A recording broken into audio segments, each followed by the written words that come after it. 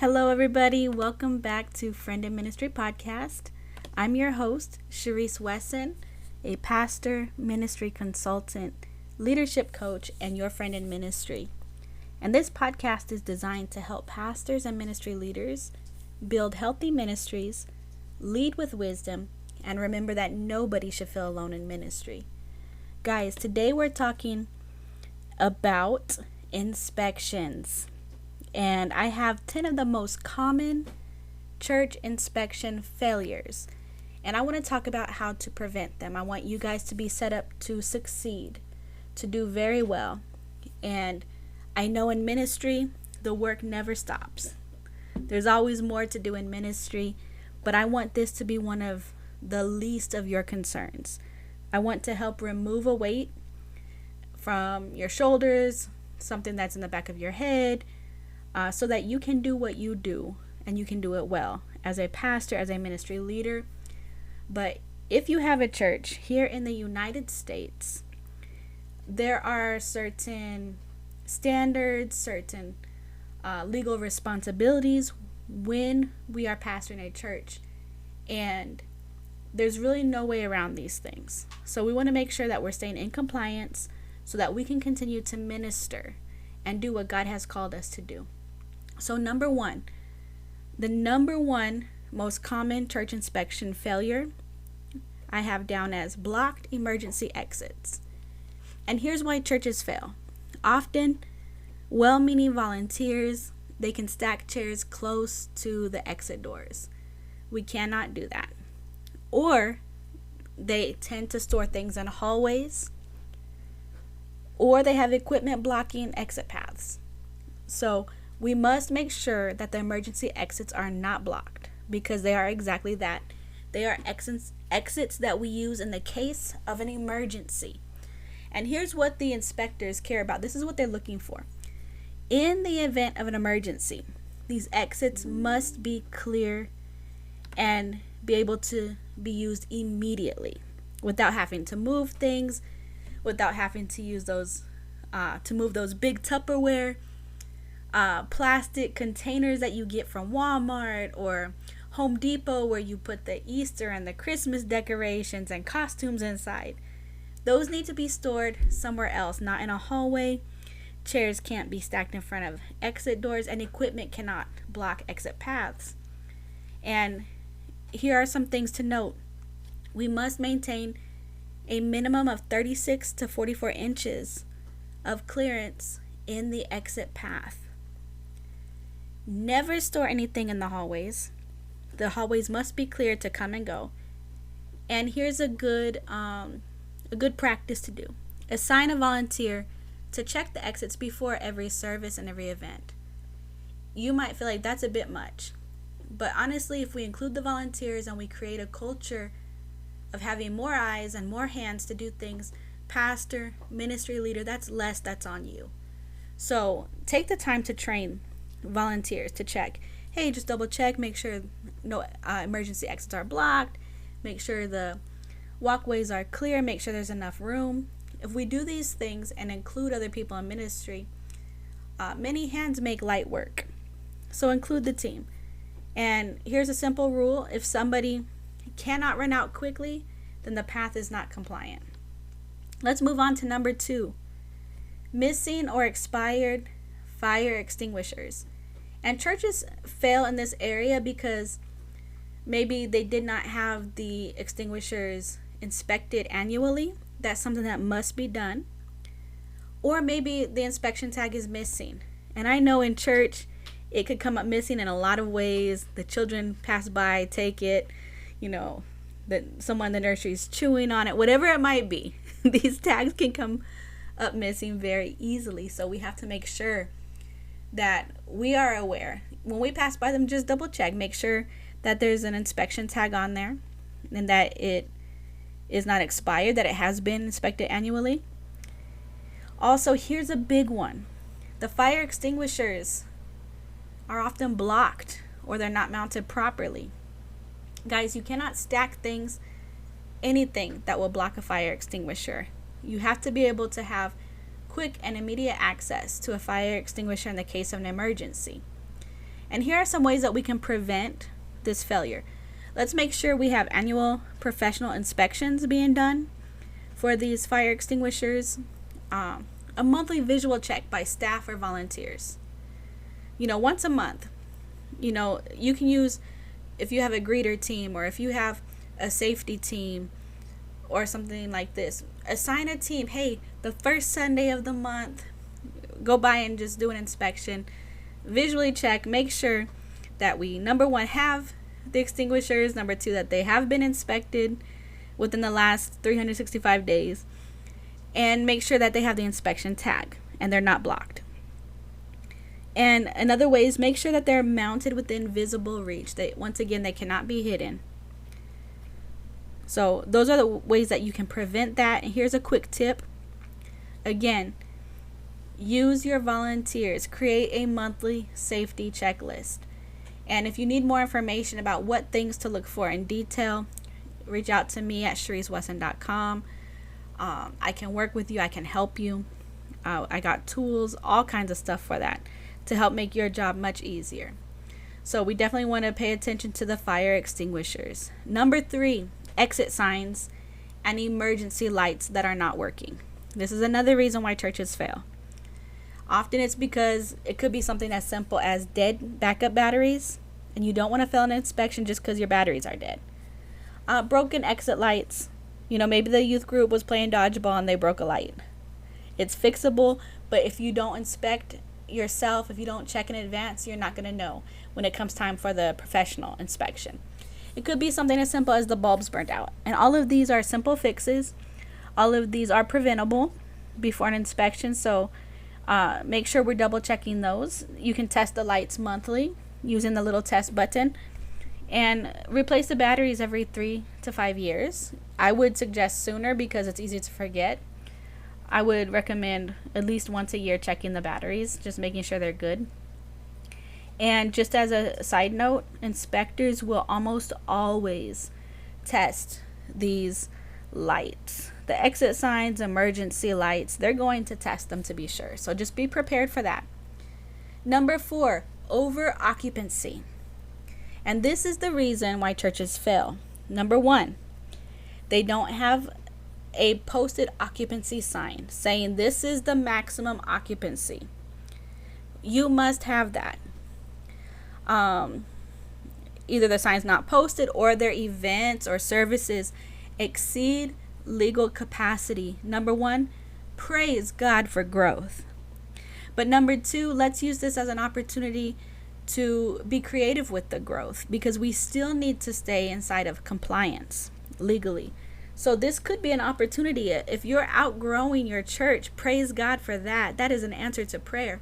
But let's consider some options. Let's consider possibly moving to another service, if that's available, having an overflow in another room where the service is on the screen. Or who knows, maybe you have to plant another location. You're growing, and that is an answer to prayer. But in the growth, let's be good stewards and make sure we're staying within compliance, right? Another reason why they fail the inspections with this over occupancy is because there are additional chairs that are added beyond the permission that they have. And some ways that we can prevent this failure is make sure you do have a sign posted with the maximum occupancy and that it's in a visible location. Next, train ushers to monitor attendance. You have different churches, different ministers and ministry leaders who have a different view regarding whether they should keep a track of attendance or not. Personally, I am a person who believes we should, because every number represents a person. And in the Bible, we see that God was very specific when he talked. When Jesus fed the 5,000, he told them sit down in groups of 50s. There's a book called Numbers in the Bible. The Good Shepherd left the 99 to go after the one. On the day of Pentecost, 3,000 people were added to the kingdom. So we see in the Bible that there are specifics, metrics, that I prefer to call pastoral care tools, so that you're caring for your people. So training ushers to monitor attendance. Maybe you're one of those people who you don't want to count because you don't want to make numbers an idol and you don't want to be controlled by numbers. I understand you. I understand your heart. So let's not make the numbers an idol, and let's not be controlled, and let's also be mindful of the fact that numbers do matter, because in situations like this with the maximum occupancy limit, we need to know how many people are in the building. We also need to be aware if there's ever an emergency and we need to evacuate, how many people are actually in the building, because we have to account for them. And also, it's just good to know, because you can see a story that these numbers tell about how, you started in this year and it grew, and it's able to say a lot of things. I'm not going to stay too long on these numbers, but train your ushers to monitor attendance so they at least know how many people are in the building at the bare minimum, so we can be accountable by saying, yes, we are within compliance, and being able to track everyone who's there should there ever be an emergency. Because if you have that heart that is very good, that says, I don't want to get caught up in numbers, I understand your heart, but if you try to say to an inspector that numbers don't matter here, the numbers do matter for them if we're talking about maximum occupancy. So it's just a good practice to make sure that your ushers, they're able to monitor the attendance, so we're staying within compliance. And never exceed the seating allowed by the fire code. So there's a certain number that your sanctuary is allowed to have. When you opened the church, when you had the inspection, there was a certain number that you were allowed to have, and you cannot exceed that. You cannot decide that, I think I just want to put more chairs back here. If it exceeds the number that you were given, then you're not in compliance. And we want to make sure we're in compliance so we can always continue doing and ministering and being effective in what God has called us to do. And here's a typical rule for a sanctuary. If we're talking about chairs only, 7 square feet per person. If you're having an event, maybe a women's event, and there's a dinner and you bring in the tables and the chairs, now it becomes about 15 square feet per person. So that's just a rule of thumb for you to be able to measure and have an idea. But let's make sure we're being good stewards regarding the occupancy, all right? Number 5, electrical hazards. And here's some reasons why churches fail this part. The power strips and power cords, there are multiple ones connected. It's like this never-ending chain of power strips and power cords. The extension cords are being used permanently instead of temporarily. Or you have the electrical boxes that are uncovered. These are some of the top 3 reasons why people fail inspections with electrical hazards. And here are some ways that we can prevent that. Extension cords, guys, they are temporary. So that means that they're being used right now. But there needs to be a permanent solution. And one way that we can do that is to install permanent outlets where they're needed. Have an electrician come in and do some work so that you're not having to stretch power cords, extension cords everywhere, because that can create hazards. And also use surge protected power strips properly. And some areas to keep in mind specifically when we're talking about this is like the sound booth, the media area, and I would even add on the stage with the musicians for the praise and worship. These are the top 3 areas that we want to keep an eye on regarding the electrical hazards. But let's continue. Number 6, we have fire alarm system problems. And regarding the fire alarm system, here's some reasons why the churches don't pass. The system is not inspected annually. It should be inspected annually. Somebody disabled the detectors during an event. Guys, maybe it's an Easter event and Jesus came out of the tomb and you want to add extra effects and fog and pyrotechnics, whatever it might be. Or maybe it was a youth night and, I don't know, maybe someone was cooking something in the kitchen and they disabled something. We cannot disable the detectors. Okay, guys? Make sure that they are functioning properly. Also, another reason is that devices cover or the devices are covered by decorations. So decorations cannot cover the detectors or any type of fire alarm devices, okay? And some ways that we can prevent that is make sure you're having your annual fire alarm inspection. Again, never disable alarms for cooking, for events, no matter how cool the effects are.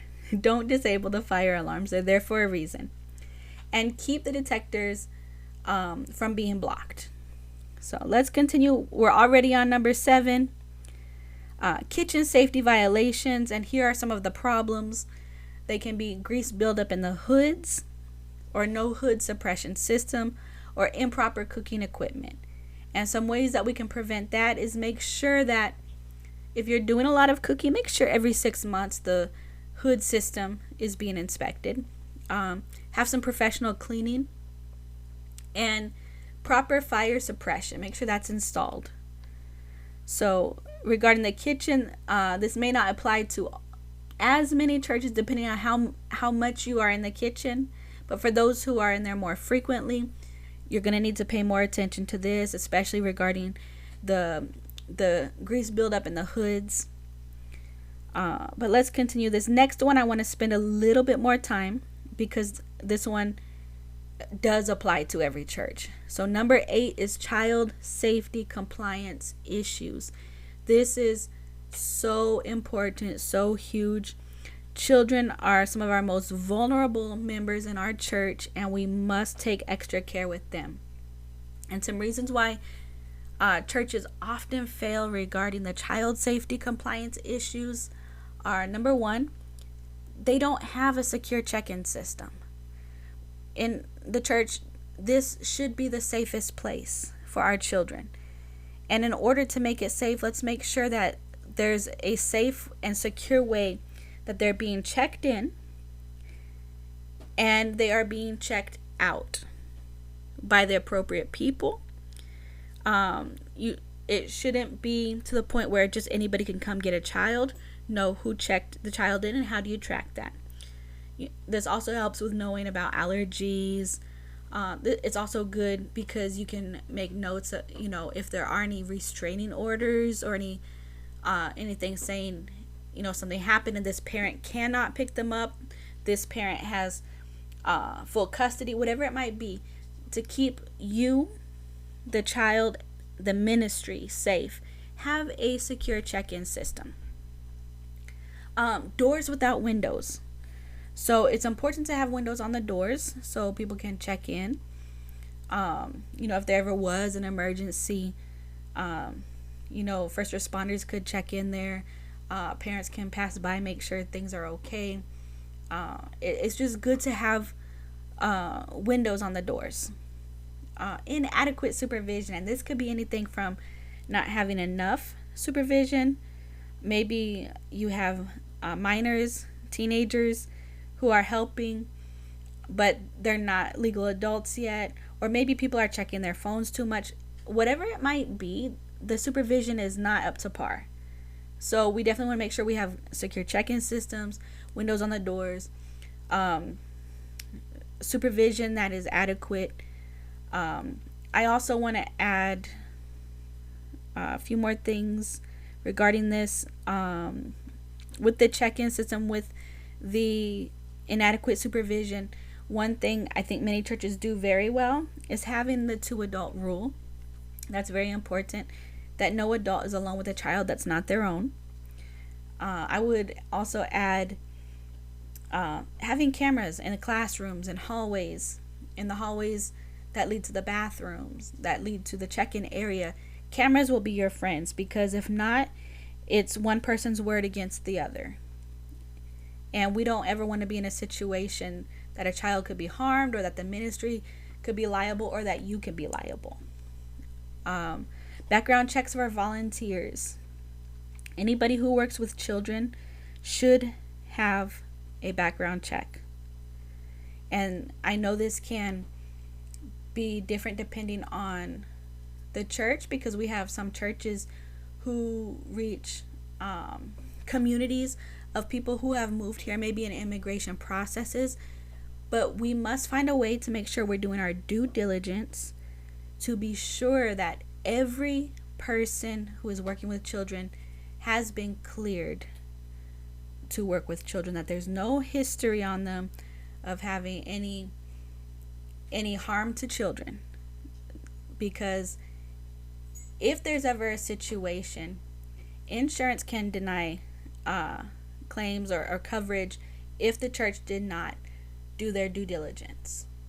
And if the insurance doesn't cover, then the church is liable, and the pastors are liable, and even the volunteers. So let's make sure, and that can vary based on state, based on situation, based on many things. And this isn't intended to scare anybody, but our children are some of our most vulnerable members, and we must do our best to protect them. So background checks, if you fall into the category that I mentioned, there may be meetings that are necessary to sit down and say, how can we do this, and find creative ways to solve this problem. To do your due diligence, to do all that is in your power to make sure the people who work with our children are safe people. Also, controlled check-in and pickup is going to be super important. So that's what I have regarding number 8, the child safety compliance issues. There's a lot more that we can talk about here, but since I'm just talking about the 10 most common church inspection failures, that's all I'm going to say about that right now. In another episode, I'll come back and talk more about child safety compliance issues. Let's go to number 9, trip and fall hazards. And this can be anything from loose carpet, you got wrinkles in the carpet, maybe you got a ton of people coming to church, praise God, and the carpet's wearing out because of all the people coming through, which is a good problem. Make sure you get that stretched. Make sure that the loose carpet, if the ends are coming up of a rug, make sure they stick down so nobody trips and falls. Having cords going across the walkways where people walk. We want to remove every opportunity for someone to fall. We want to do our due diligence. So having cords running across walkways, or even unmarked stage steps, or if the stage steps are marked, can you see it in the dark? When the lights go down during praise and worship, can you see the steps? Are they illuminated? Or is there some type of LED? Is it a glow in the dark tape? Whatever it might be. So not just when the lights are up, but when the lights are off.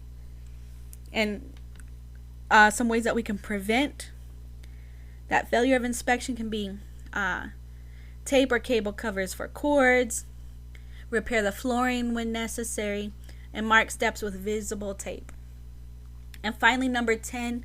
Number 10 is also a big one that I want to talk a little bit more about. There's a ton of stuff to talk about here, but I'm going to try to keep it short but informative. Some reasons why churches fail here is that there is no record of safety inspections. Guys, keep a record of every inspection.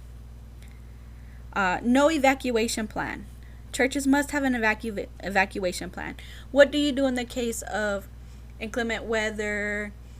Depending on what part, I'm speaking mostly, to churches within the U.S. as I'm talking about compliance. Depending on which part of the U.S. you live in, there are different elements that we need to be careful of. Some regions have earthquakes. Some regions have tornadoes. Some regions tend to have floods, whatever it might be. How do you evacuate the people? How do you evacuate the children?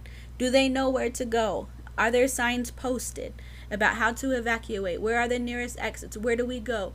If there's an intruder that comes into the church, what do we do? So having evacuation plans, having plans in place for the protection and the safety of our people, because as pastors, we watch over their souls.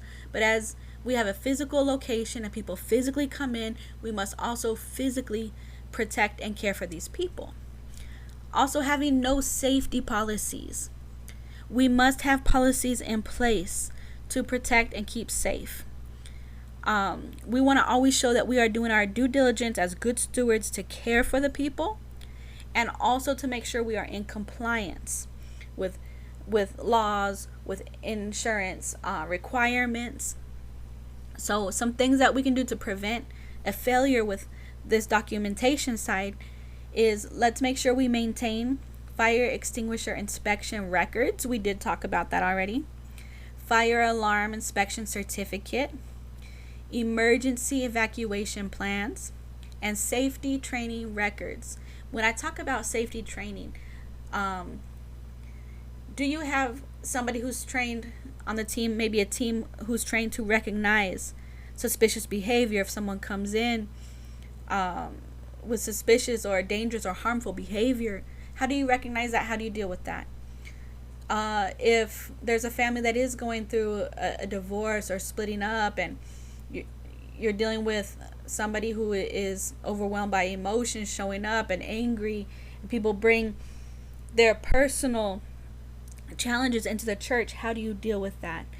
How do you deal with, even if we wanted to talk about, protesters or people who are outside of the church and they're wanting to record and shout and yell, how do you deal with that?